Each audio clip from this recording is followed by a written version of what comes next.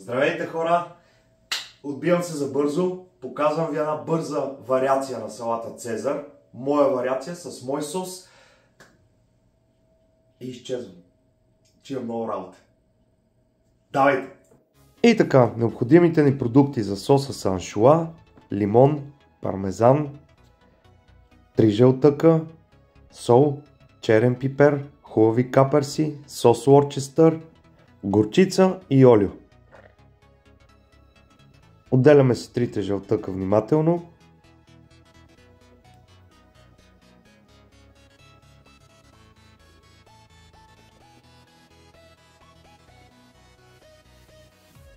След което добавяме малко горчица, горе-долу около една супена лъжица, не прекалявайте с нея. Слагаме цели парчета аншоа. Каперси горе-долу също една супена лъжица. Приятели, аз го правя на око, затова ви казвам приблизителни мерки. Сложете по-малко, разбийте го, опитайте го и ако нещо ви липсва, добавете. Не забравяйте да добавите и зехтина, в който са били аншоата. Така ще предаде повече аромат. И след това вече довършваме с олио, докато не стане сместа горе-долу гъста колкото боза. След това добавяме около 30 грама пармезан, леко разбъркваме, пробваме соса и готово. Останалата аншоа я режем на малки купчета, които добавяме също към соса, защото искаме да има, освен аромат на аншоа, да има и текстура.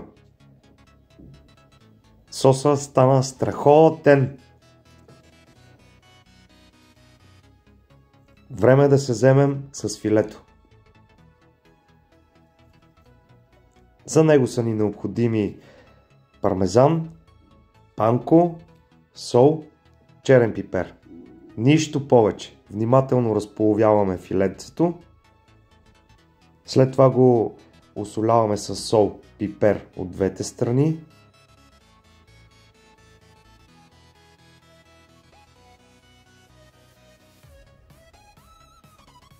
В една чиния смесваме около 60% панко и 40% пармезан. Хубаво го разбъркваме. И след това вече слагаме филето. Ако трябва един път, ако трябва 2 пъти, повтаряме тази процедура, за да полепне максимално повече. И то е готово. Слагаме тиганя с олиото, след което се вземаме с крутоните. През това време тиганя загрява, а ние правим крутонките. Тях ги вкусяваме само с зехтин и сол, нищо друго.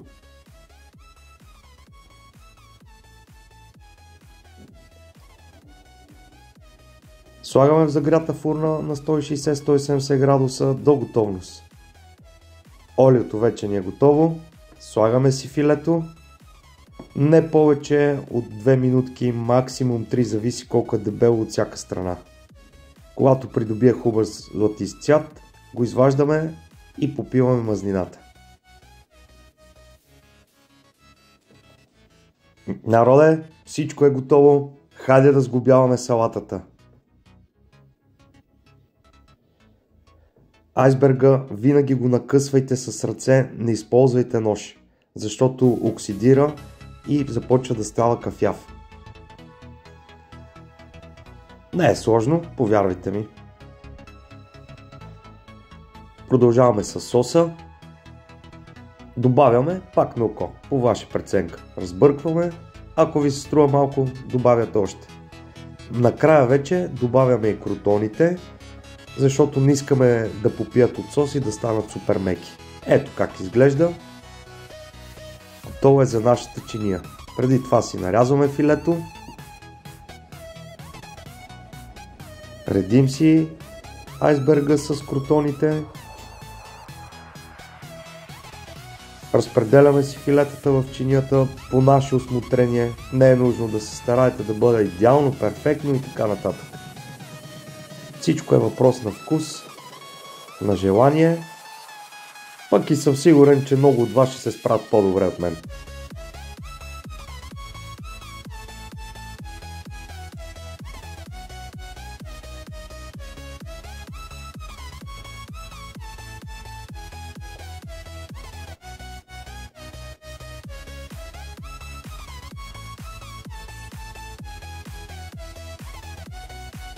Финални щрихи и нашата салата, приятели, е готова.